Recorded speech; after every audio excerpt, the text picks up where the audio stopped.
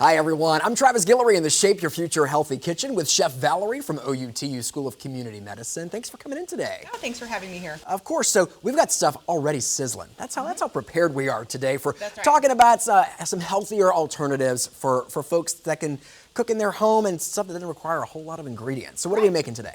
So this is a bowl meal, and so we're actually using bulgur wheat. You might be familiar with bulgur wheat because it's the basis of tabbouleh. But you could switch that out for lots of different intact or whole grains.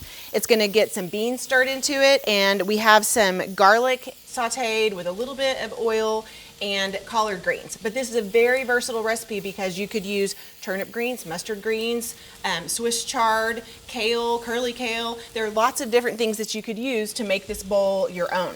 Yeah, and you mentioned those beans earlier. Yes. Are we talking about these beans right here? Yes. Okay. So you could use any kind of bean you want. Again, black bean, northern bean. So what we have today are great northern beans. And these actually are the reduced sodium, if you're trying to watch your sodium, and most people are or should be.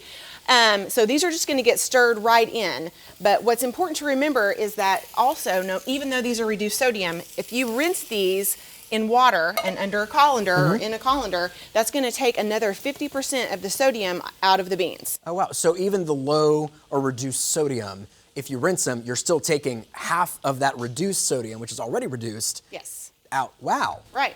So the beans just get stirred right into that grain, and then again we already have the garlic and greens going right here, and we started them beforehand because when you cook greens you want to add them in batches, because if they cook all together sometimes they can start weeping and you start boiling or simmering instead of sauteing, and that's not nearly as good of a concentrated flavor. Yeah, so kind of do it in batches, so that way you're kind of constantly getting... Right, right.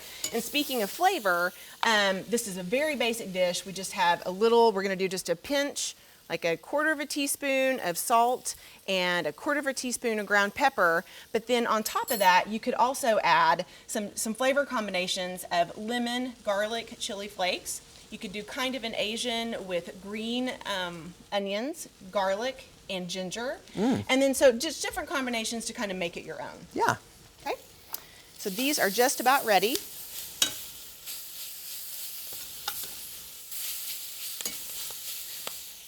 So the basis of the bowl is going to be the grain and bean. Just going to go right in here.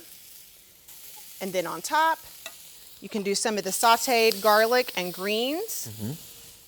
And again, add those flavor combinations with cilantro, cumin, lime zest. They would just go right on top. Right, and you want to watch the salt intake though. That's kind of one of the main things here too. So whatever you do put on top, you want to make sure you're not overdoing it or making something too seasoned or making things too salty there. Right. Great, and this is something that's super filling too, because you have that wheat in there, and so that's something that's really filling for you. So once again, an easy thing to make, not a whole lot of ingredients. You can use stuff that's in a can if you want to rinse it. So definitely something super easy for folks to make. Well, thanks for coming in today. Once again, Chef Valerie from OUTU School of Community Medicine in the Shape Your Future Healthy Kitchen.